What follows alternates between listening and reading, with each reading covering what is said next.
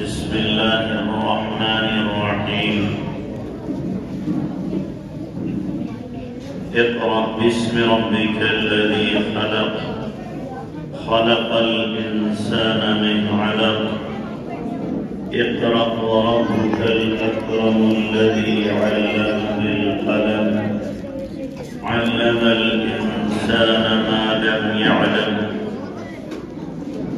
صدق الله العظيم وقال النبي صلى الله عليه وسلم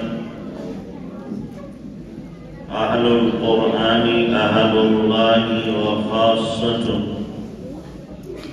سبحان ربك رب العزة عما يصفون وسلام على المرسلين والحمد لله رب العالمين اللهم صل على سيدنا محمد وعلى آل سيدنا محمد وبارك وسلم اللهم صل على سيدنا محمد وعلى آل سيدنا محمد وبارك وسلم اللهم صل على سيدنا محمد وعلى آل سيدنا محمد وبارك وسلم صدر محترم علماء کرام معزز سامعین میرے بزرگوں اور دوستوں یہ آپ کا اجلاس قرآن پاک کی نسبت سے منعقد ہوا ہے اللہ تبارک و تعالی قرآن کی نسبت سے ہم سب کو قبول فرما لے اور قرآن سے ہمیں حقیقی لگاؤ اور تعلق نصیب فرمائے اس لیے کہ قرآن ہی ہمارا ایمان ہے ہمارا دین ہے قرآن اگر درمیان سے نکال دیا جائے تو ہمارے دین کا وجود ہی خطرے میں پڑ جائے گا اللہ تبارک و تعالیٰ نے انسانوں کی زندگی کو بنانے کے لیے دستور حیات دیا ہے کہ انسان زندگی کیسے گزارے یہ دستور حیات ہے ہمارے حضرت فرماتے ہیں دستور حیات ہے منشور حیات ہے بلکہ یہ آب حیات ہے ہمارا جتنا تعلق قرآن سے ہوگا اللہ تبارک و تعالی اتنی ہی عزتیں دولتیں رحمتیں برکتیں اور ہر طرح کی خیرات سے ہمیں مالا مال فرمائے گا قرآن مرکزی نقطہ ہے جس کے ارد گرد دین کا پہیہ چلتا ہے قرآن سے جو کٹ جائے دین سے وہ کٹ جاتا ہے قرآن سے جو جڑ جاتا ہے وہ اللہ سے جڑ جاتا ہے اسی لیے حضرت شیخ نے لکھا ہے فضائل قرآن میں حضرت احمد بن حنبل رحمۃ اللہ علیہ نے اللہ تعالیٰ کو خواب میں دیکھا تو پوچھا اللہ تجھ سے قرب کا سب سے بہترین ذریعہ کیا ہے کون سی چیز ہے کہ تجھ سے سب سے زیادہ قریب ہوا جائے تو اللہ نے فرمایا قرآن کی تلاوت حضرت امام احمد بن حنبل رحمہ اللہ نے پوچھا اللہ سمجھ کے یا بغیر سمجھے فرمایا چاہے سمجھ کے پڑھو چاہے بغیر سمجھے پڑھو دونوں صورتوں اس لیے کہ قرآن اللہ کی صرف کتاب ہی نہیں ہے بلکہ اللہ کا کلام بھی ہے دوسری کتابیں کتاب اللہ ہیں کلام اللہ نہیں قرآن کتاب اللہ بھی ہے کلام اللہ بھی اس لیے دوسری کتابوں میں نسخ ہو گیا، تبدیلی ہو گئی، لیکن چونکہ قرآن اللہ کا کلام ہے اور کلام اللہ کی صفت ازلی ہے، جیسے اللہ ہمیشہ سے ہے، ہمیشہ رہے گا، اللہ کی تمام صفات، کلام بھی اللہ کی صفت ہے، یہ ہمیشہ سے ہے، ہمیشہ رہے گا، اس کو ختم نہیں کیا جا سکتا۔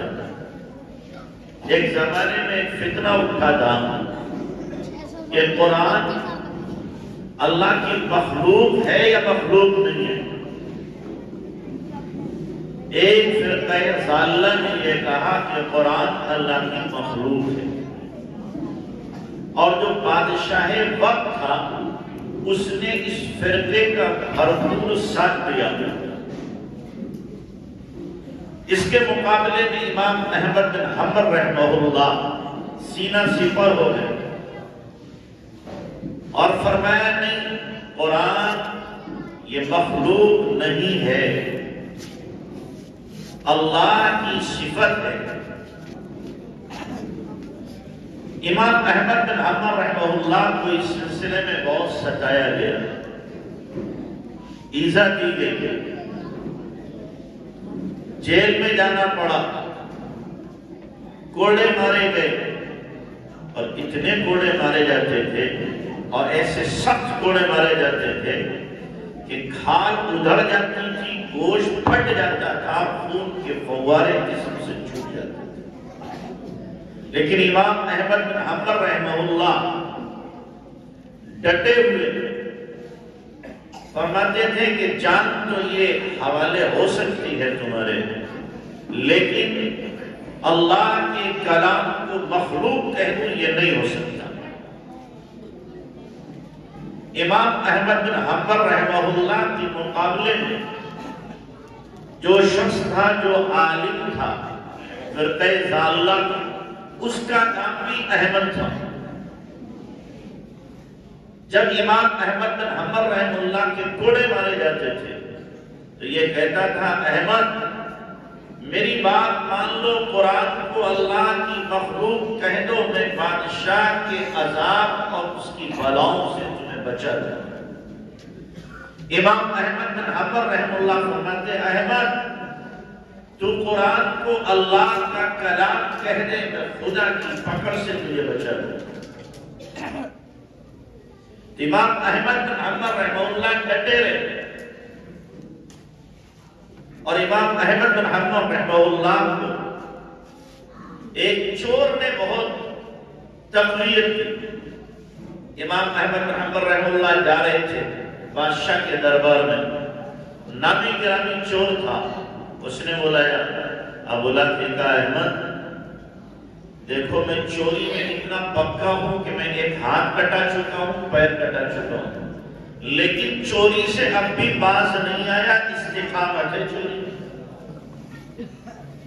خبردار تم حق پر ہو، جمے رہنا، حق میں پیچھے نہ ہٹنا، میں باطل میں پیچھے نہیں ہٹا، گناہ میں تو تم حق میں بھی پیچھے نہ ہٹا، اس لیے کہ تمہارے پیچھے پوری امت، اگر تم پیچھے ہٹ گئے اور اس فرقہ ضالہ کا ساتھ دے دیا تو پوری امت گمراہ ہو جائے گی۔ امام احمد بن حنبل رحمہ اللہ کہتے ہیں، اس چور کے الفاظ نے میرے اندر حوصلہ اور ہمت اور جذبہ پیدا کیا اور میں نے مزید عزم مصمم کیا کہ مجھے پیچھے نہیں ہٹنا ہے۔ پھر وہ وقت آیا کہ امام احمد بن حنبل رحمہ اللہ جیل سے چھوٹے، اور پھر جب ان کا جنازہ اٹھا کہ اسلامی تاریخ میں اب تک اتنا بڑا جنازہ کسی کا ہوا ہی نہیں، اور ان کے جنازے کو دیکھ کر ایک روایت میں 25,000 اور ایک روایت میں اس سے زیادہ عیسائی مسلمان ہوتے ہیں۔ اتنا بڑا جنازہ تو ایک حق پرست ہی کا ہو سکتا ہے۔ امام احمد بن حنبل رحمہ اللہ اتنی عظیم شخصیت کہ ان کے استاد امام شافعی رحمہ اللہ نے جب یہ جیل میں تھے امام احمد، اپنے شاگرد کو بھیجا اور کہا کہ جاؤ میرے بیٹے احمد نے جو ٹوپی لگا رکھی ہے وہ لے کے آؤ اور یہ نئی ٹوپی اس کو دے دینا۔ چنانچہ شاگرد گیا، امام احمد بن حنبل رحمہ اللہ سے فرمایا جا کر کہ استاد جی نے آپ کے سر کی ٹوپی منگائی ہے اور ایک نئی ٹوپی دی ہے، آپ اس کو اوڑھ لیں اور وہ ٹوپی دے دیں۔ چنانچہ امام احمد بن حنبل رحمہ اللہ نے وہ ٹوپی دے دی، نئی ٹوپی لگائی، شاگرد لے کے آیا۔ امام شافعی رحمۃ اللہ علیہ نے وہ ٹوپی رات کو پانی میں بھگو دی برتن اور صبح کو اس ٹوپی کو دھویا ہاتھ سے اور اس کا جو غسالہ تھا اور گندا پانی تھا اس کو پی لیا اور فرمایا ٹوپی اس سر پر لگی ہوئی ہے جو سر کسی بادشاہ کے سامنے جھکتا نہیں، اور وہ ذات اللہ کے قرآن کے لیے اپنے آپ کو مشقتوں میں ابتلاءات امتحانات میں ڈالے۔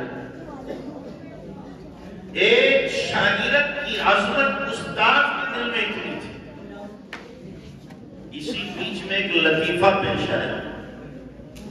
لطیفہ یہ پیش آیا کہ ایک مرتبہ بادشاہ وقت کے پاس ایک مراسی گیا، گانے بجانے والے ہوتے اور چیخ چیخ کے کہنے لگا عظم اللہ اجرک یا امیر المومنین، امیر المومنین اللہ آپ کے اجر کو بڑھائے۔ یہ کسی مصیبت کے وقت میں جملہ کہا جاتا ہے۔ کیا ہوا کیا ہوا؟ امیر المومنین نے پوچھا کیا ہوا؟ کہ جی قرآن پاک جو ہے مر گیا، قرآن پاک مر گیا۔ قرآن پاک مر گیا، قرآن پاک مر گیا۔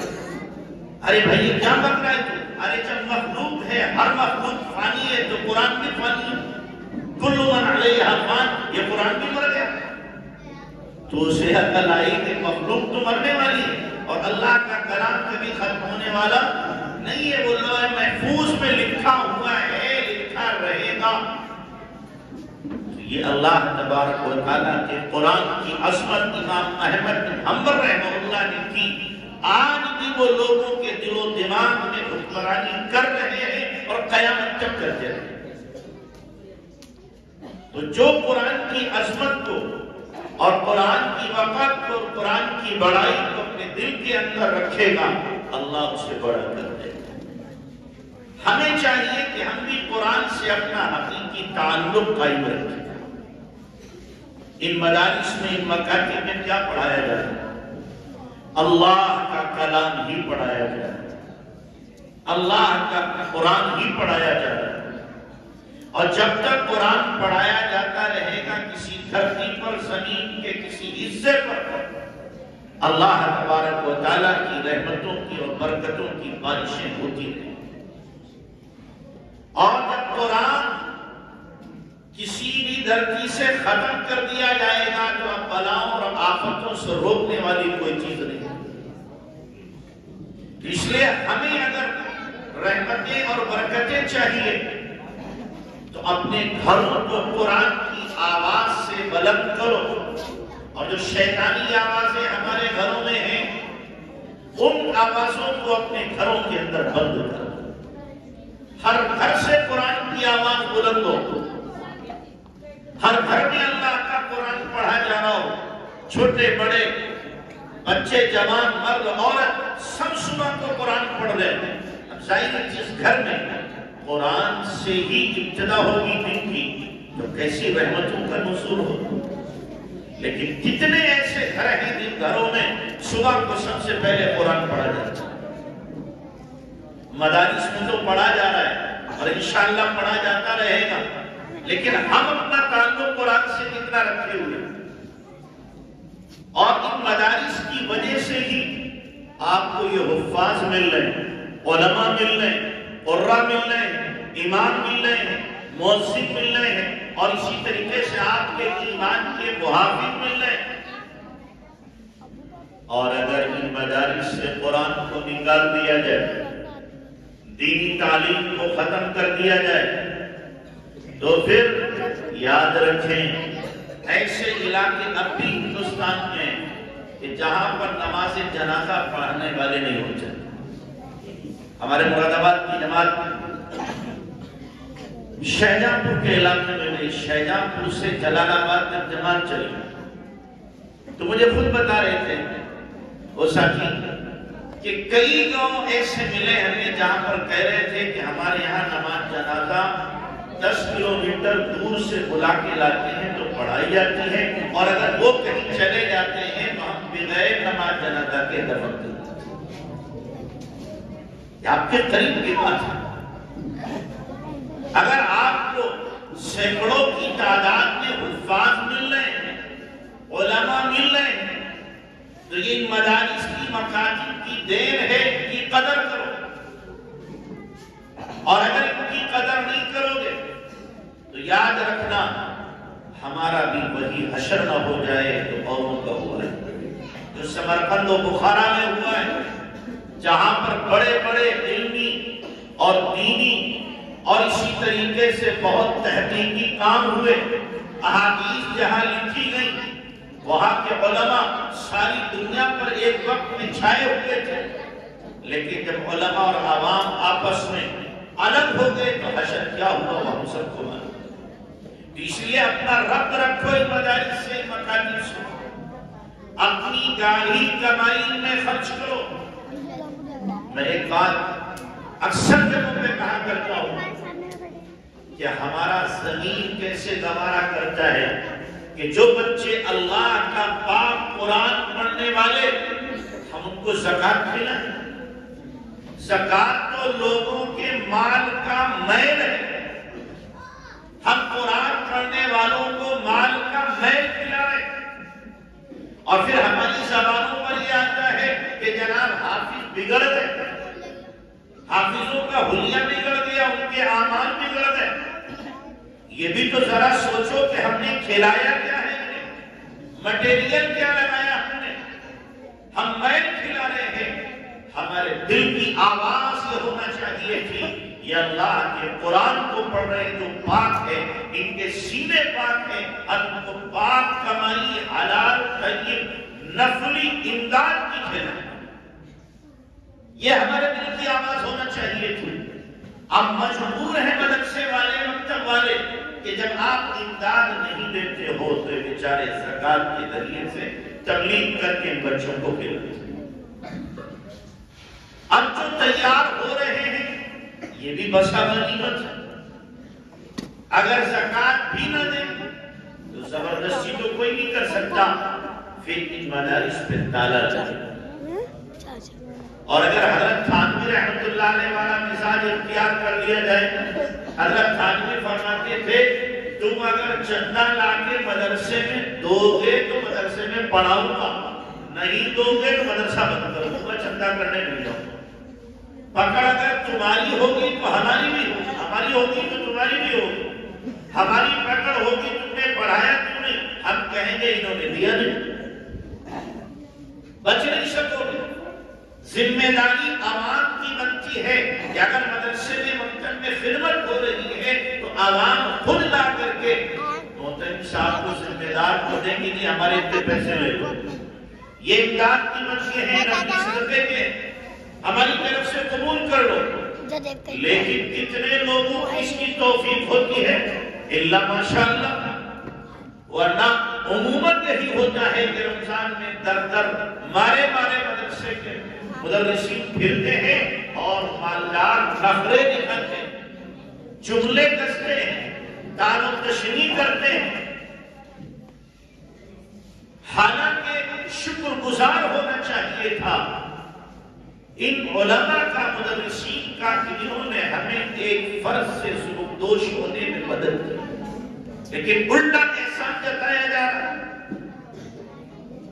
اور پھر زکوٰۃ دینے والے مجھے معاف کرنا، جتنا بڑا مالدار ہے اتنا بڑا زکوٰۃ خور ہے، اتنا بڑا زکوٰۃ خور ہے. مان لو ایک آدمی 1 کروڑ کا مالک ہے، اس پر زکوٰۃ ہو رہی ہے 2.5 لاکھ. اب وہ دیکھتا ہے 2.5 لاکھ جانے، یہ نہیں دیکھے گا 97.5 لاکھ بچ رہا ہے، 2.5 لاکھ جا رہا ہے. تو 1 लाख निकालता है। 1000 इस मदरसे को, 1000 इस मदरसे को, 500 इस मदरसे को, 500 इस मदरसे को, 100 रुपया इस फकीर को, 200 रुपया इस फकीर को, करते करते उसने क्या है, अलविदा का जुमा आया और फिर 150 आदमियों को लाइन लगवाई और 100 रुपया बांट दिए। पूरे शहर में ढंढोरा पिट गया कि जनाब उसने जो कमाल कर दिया, हाथी ताई की कब्र पे लात, इतनी ज़कात उसने दी है। हालांकि इन फकीरों के मदरसों के हिस्से में कितनी आई? 1000 रुपया, 500 रुपया, 100 रुपया, 200 रुपया। और उस मालदार ने कितनी खाई? 1.5 लाख तो ये खा रहा है।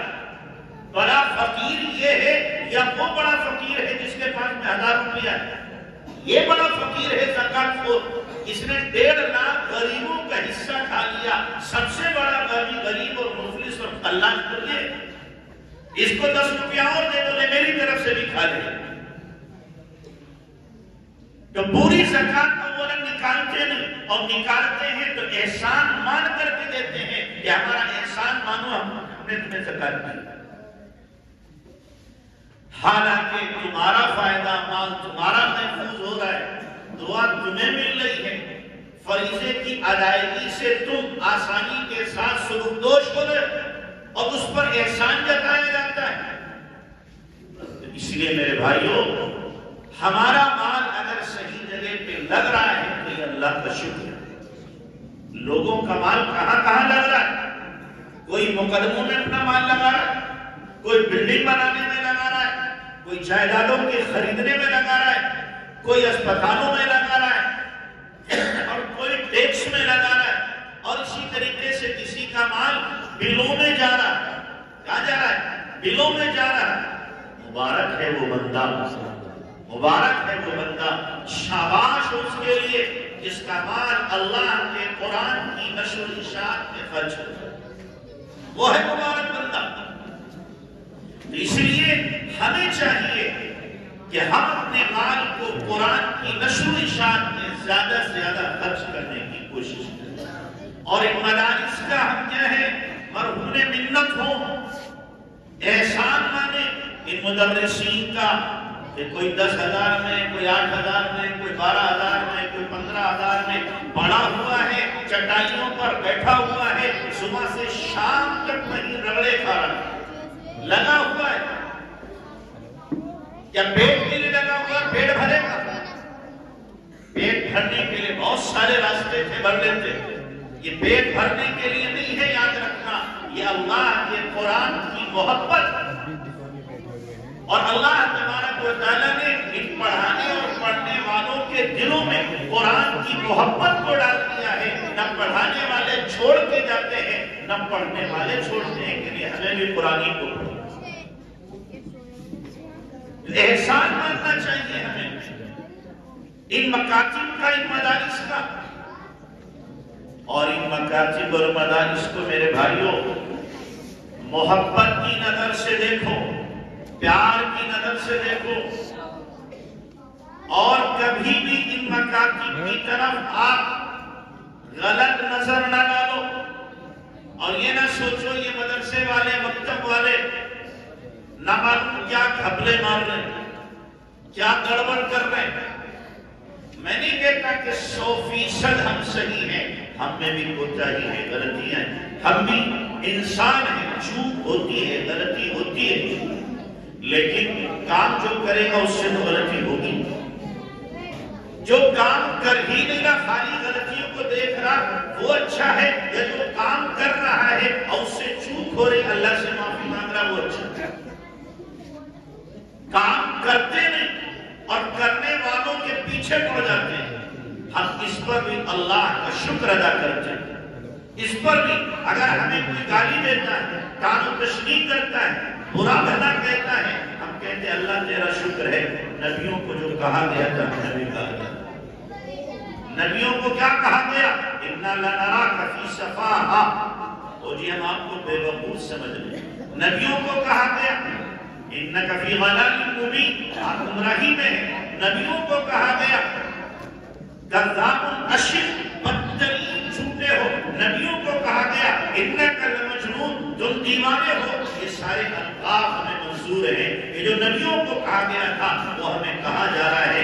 جیسے نبیوں نے اپنا مشن نہیں چھوڑا، وہ لگے رہے، کام کرتے رہے، محنت کرتے رہے، الحمدللہ ہم بھی اپنا مشن نہیں چھوڑیں گے. ساری دنیا مخالف ہو جائے، ساری دنیا لاکھ کام کرے اور سب ہمیں چور کہیں، لیکن ہم چھوڑنے والے نہیں ہیں. کیوں؟ ہم نے قرآن سے اپنے سینوں کو سجا دیا. قرآن کی محبت ہے. دنیا والے کہتے ہیں، کہتے رہے، لیکن جو کہنے والے ہیں ان کا انجام اچھا نہیں ہوگا. وہ اپنی عاقبت برباد کر رہے ہیں، اپنی آخرت تباہ کر رہے ہیں. ان مکاتب اور مدارس کو میرے بھائیوں محبت کی نظر سے دیکھو، پیار کی نظر سے دیکھو. کبھی آپ کے دل میں یہ واہمہ بھی پیدا نہ ہو، واہمہ بھی پیدا نہ ہو یہ کچھ نہیں کر رہے. اگر یہ مدارس ہٹا لیے جائیں، ختم کر دیے جائیں، جو 2% بچے مکتبوں میں آ رہے ہیں، یہ 2% بھی کہاں جائیں گے؟ اسکول اور کالجز میں جائیں گے اور وہاں پر اپنے ایمان کو ختم کریں. وہاں مل کیا رہا ہے؟ کیا مل رہا وہاں پر؟ سوائے اس کے کہ ہمارے بچوں کے ایمان پہ ضرب کاری لگے اور ہمارے بچے ارتداد کا شکار ہو جائے اور ہمارے بچوں میں جو رہا سہا ایمان کا ذرہ ہے اسے بھی سلب کر لیا جائے. یہی تو ہو رہا ہے، یہ سب کچھ سکھایا جا رہا ہے. اس لیے اپنے بچوں کے ایمان کی حفاظت کے لیے بہت ضروری ہے کہ ہم پہلے ان مکاتب سے اپنے بچوں کے تعلق کو مضبوط کریں. 2-4 سال مکاتب میں ان کو داخل کریں تاکہ ان کے ایمان، ان کا ایمان پختہ ہو جائے. اللہ رسول کی محبت، قرآن کی محبت، آخرت کا شوق، جنت اور جہنم کا یقین، حساب کا یقین ان کے دل و دماغ میں پیوست ہو جائے اور پھر کسی لمحہ اور کسی بھی جگہ اپنے ایمان کا یہ سودا نہ کر سکے. یہ ہماری ذمہ داری میں داخل ہے اور یہ ہوگا انہی مکاتب میں اور کہیں نہیں ہو سکتا. انہی مکاتب میں ہوگا. ان مکاتب کا کیا تعلق ہے اللہ کے نبی صلی اللہ علیہ وسلم سے؟ میں ایک واقعہ سنایا کرتا ہوں، یا بھی سنا رہا، بہت سے لوگوں نے نہیں سنا ہوگا. ہمارے مدرسے میں ایک قاری صاحب نے ناظرہ پڑھا تھا بہار کے. ایک مرتبہ مجھے سنانے لگے کہ صاحب میں اپنے یہاں بہار میں ایک مکتب چلا رہا ہوں، مسجد میں. گاؤں کے بچے آتے ہیں، پڑھتے ہیں، حافظ بھی ہو رہے، اور ان لوگ گاؤں والوں سے ایک پیسے کا روادار نہیں ہوں. مدرس کی تنخواہ کا یہاں سے نظم کرتا ہوں مراد آباد سے اور بھیج دیتا ہوں، دیگر ضروریات بھی یہیں سے پوری کرتا ہوں. لیکن وہاں کے لوگ، گاؤں والے، کچھ لوگوں کو ہم جیسے مولویوں سے خدا واسطے کے بیر ہوتے ہیں. ہماری صورت دیکھنا انہیں گوارا نہیں ہو جائے. اگر اچھے کپڑے پہن لیں تو پیٹ میں درد ہو جائے گا، اچھی گاڑی پہ سواری کر لیں تو شاید بےچیزی شروع ہو جائے. ہم بہت سے لوگ کہہ دیتے ہیں. مفتی عبداللہ صاحب رحمۃ اللہ علیہ اعظم گڑھ والے سرابی کے، وہ آیا کرتے تھے ہماری کالونی میں، ہماری مسجد میں بھی آتے تھے. ایک صاحب نے پڑھے، بہت بڑے یعنی مالدار اور سیاسی آدمی، مولوی ہو کر اتنی گاڑیوں میں سواری کر رہے، اتنے مولوی گھوم رہے، ان کے ساتھ بڑی بڑی گاڑی، یعنی وہ سمجھ رہا گاڑی کے اوپر سوار ہونے کا حق نہیں حاصل ہے. ملا تو پیدل چلے تبھی اچھا لگے گا، یا سائیکل پہ ہو یا پیدل ہو، یہ گاڑی پہ بیٹھے تو اچھے نہیں لگے. اس ظالم کو پتا ہی نہیں کہ ملاؤں کی وجہ سے تجھے بھی گاڑی ملی. جس دن یہ ملا دنیا میں نہ رہیں گے، اللہ کے رسول کا نام لینے والے نہیں رہیں گے، یہ دنیا ہی اللہ ختم کر دے گا. اس کائنات پر اللہ رندہ پھیر دے. تو بعض لوگوں کو خدا واسطے کا بیر ہوتا ہے مولویوں سے. تو وہاں کے لوگ بھی کچھ ایسے ہی تھے. قاری صاحب سے کہنے لگے، قاری صاحب مکتب چلاؤ، مسجد میں نہیں، باہر جگہ لو، وہاں پر کرو. قاری صاحب کہنے لگے، بھائی اتنی گنجائش میرے پاس نہیں ہے اور اتنا چندہ میں نہیں کر سکتا. کہ زمین خریدوں پھر تعمیر کروں اس کے بعد پڑھاؤں، آپ کچھ بھی ہو جائے بند کرنا پڑے۔ قاری صاحب 2-4 سال تک ٹالتے رہے، لیکن ایک بندہ کہتے ہیں عید کی چھٹیوں میں گیا، گاؤں والے سارے میرے اوپر سوار ہو گئے، کہہ رہے قاری صاحب بچے بہت مسجد کی بے حرمتی کرتے ہیں، ہنگامہ کرتے ہیں، مسجد کا نقصان کرتے ہیں، لہذا مسجد کا مکتب نہیں چلے گا، اس کو بند کریں، آپ بند کرنا ہی پڑے گا۔ باہر آپ زمین لے کر کے مکتب بنائے جا کے ہمیں اس سے کوئی واسطہ نہیں۔ حالانکہ پڑھ رہے ان کے وقت ہی کے بچے، قاری صاحب کے بچے تو قاری صاحب کے ساتھ مناظرہ مانتے رہتے ہیں، ان کے ہی بچے پڑھ رہے ہیں وہی مخالفت کر رہے ہیں۔ تو قاری صاحب کہتے ہیں جب زیادہ ہی تنگ کیا تو میں نے نیت کر دی کہ ٹھیک ہے، میں کل جمعہ ہے اعلان کر دوں گا کہ مکتب بند کیا جائے۔ کہہ رہے رات میں سویا نہیں، جمعرات میں تو اللہ کے نبی صلی اللہ علیہ وسلم خواب میں آئے، اللہ کے نبی خواب میں آئے اور سخت غضبناک غصے کھڑے ہوئے، اور غصے کی حالت میں آپ فرما رہے ہیں اے سن، اگر تو نے مکتب بند کر دیا قیامت میں میرا ہاتھ ہوگا تیرا گریبان ہوگا، میں تجھ سے پوچھوں گا تو نے مکتب کیوں بند کیا؟ قاری صاحب کہتے میں تو تھرا گیا، فوراً میری آنکھ کھل گئی، آنکھوں سے آنسو جاری، اب نیند کہاں، اب نیند کیسے آئی؟ کہتے جیسے تیسے صبح ہوئی، جمعہ کا ٹائم ہوا، جمعہ ہوا، میں منبر پہ پہنچا اور پہنچ کے ان لوگوں سے، گاؤں والوں سے کہا سنو، اب یہ مکتب اس وقت بند ہوگا جب میری ناش کے اوپر سے تم گزرو گے، اس سے پہلے بند نہیں ہو سکتا، جو چاہے کرو۔ یہ ہے تعلق اللہ کے نبی صلی اللہ علیہ وسلم کو ان مکاتب سے، یہ تعلق ہے براہ راست، اس کا رابطہ اور تعلق جڑا ہوا ہے جناب محمد الرسول اللہ صلی اللہ علیہ وسلم کی ذات اقدس سے۔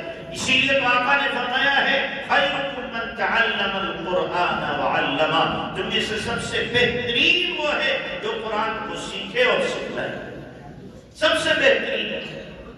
پڑھانے والے پڑھا رہے ہوں گے،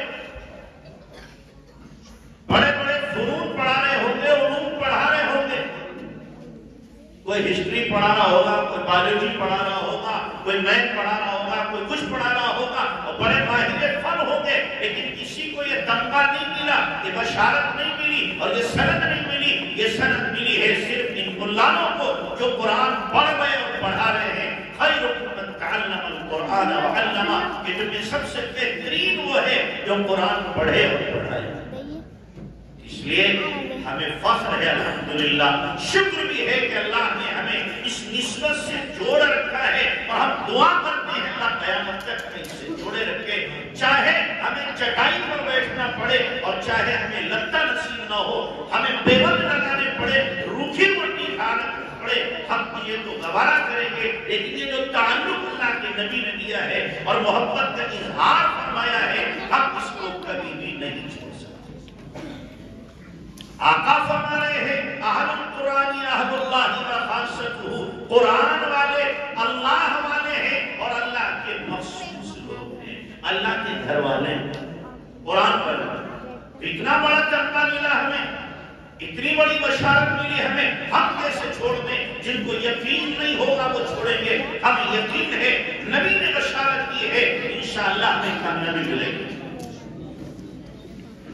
اور ایک بات میں اور کہا کرتا ہوں کہ دیکھو جتنی بھی آپ کی ڈگریاں ہیں، تب تک آپ کا ساتھ نہیں، دونوں میں کب تک ساتھ نہیں، جب تک سانس ہے تب تک ڈگری ہے۔ دکھا دو آپ کسی کو، ہاں جی بڑی ڈگری ہے، جناب یہ کیا ہے، ایم اے ہے، یہ بی اے ہے، اور یہ ایل ایل بی ہے، اور یہ پی ایچ ڈی ہے، اور جناب یہ کیا ہے، آئی ایس ہے، یہ پی سی ایس ہے، یہ فلاں ہے، یہ فلاں ہے، یہ ساری ڈگریاں کب تک؟ جب تک سانس ہے۔ اور جیسے ہی دم آخر ہوا اور ہماری روح پرواز کی، یہ ساری ڈگریاں دھری کی دھری رہ گئی۔ اچھا بتاؤ، کوئی ڈاکٹر صاحب جا کے قبر میں بھی علاج کرے، پروفیسر صاحب جا کے انگریزی میں جواب دیں گے؟ منکر نکیر کو فرمانے دار انگلش بولتے تھے۔ آئی ایس پی سی ایس صاحب جب قبر میں پہنچیں گے یا حشر میں پہنچیں گے تو ڈگری دکھائیے اللہ میرے پاس اتنی بڑی ڈگری، میری تو کچھ رعایت کی جائے۔ ہوگی کسی کی رعایت؟ ہوگی کسی کے پاس ڈگری؟ ساری کی ساری ڈگریاں صفر ہو جاتی ہیں، لیکن بتاؤ کیا حافظ صاحب کی ڈگری ختم ہو جاتی ہے؟ حافظ کا حص ختم ہو جاتا ہے۔ یہ قبر میں اب حافظ نہیں ہے، حشر میں حافظ نہیں ہے۔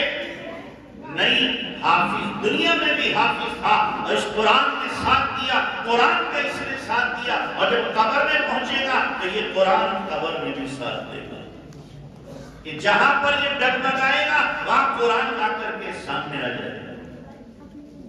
جہاں جھول پیدا ہو رہی ہوگی قرآن آ کر کے ساتھ دے گا۔ اللہ کے نبی صلی اللہ علیہ وسلم نے فرمایا ہے کہ سورہ ملک اور سورہ لبنان کی سجدہ جو سونے سے پہلے پڑھ لیتا ہے عذاب قبر سے یہ دونوں صورتیں اس کو نجات دے گی۔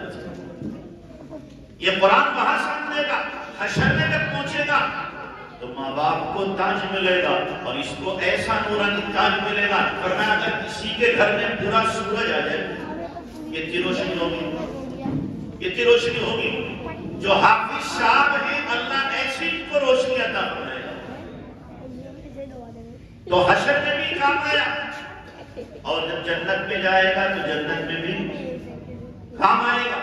اعلان ہوگا اقرا وارتقی ورتل کما کنت ترتل فی الدنیا، پڑھتا جا چلتا جا، جو آخری آیت تو پڑھے گا وہی تیرا آخری ٹھکانہ ہوگا۔ وہاں بھی قرآن ساتھ، یہاں بھی قرآن ہمارے ساتھ ہے، اور انشاءاللہ ہر جگہ ہمارے ساتھ ہے۔ تو اس لیے اپنے بچوں کو وہ ڈگری دلاؤ جو مرنے کے بعد بھی کام آئے۔ دنیا کی ڈگریاں مانا نہیں کرتا، لیکن سب سے بڑی ڈگری کون سی ہے؟ قرآن کی ہے۔ اور ایک جملہ میں خاص طور سے کہتا ہوں کہ لوگوں کی زبان پر ہے کہ جناب یہ اعلیٰ تعلیم یافتہ ہے۔ کیا ہے یہ اعلیٰ تعلیم یافتہ؟ کیا ہے یہ؟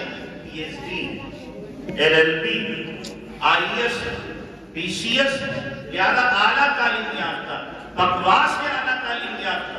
قرآن سے زیادہ کوئی اعلیٰ تعلیم ہو سکتی ہے؟ اعلیٰ تعلیم کون سی ہے؟ قرآن و حدیث کی یا دنیا کے فنون اعلیٰ ہے؟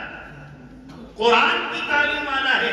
اعلیٰ تعلیم یافتہ وہ ہے جو قرآن پڑھا ہوا ہے، قرآن سمجھا ہوا ہے، قرآن کی دعوت دے رہا ہے، قرآن کی تفسیر کر رہا ہے، قرآن کی خدمت کر رہا ہے، وہ اعلیٰ تعلیم یافتہ ہے۔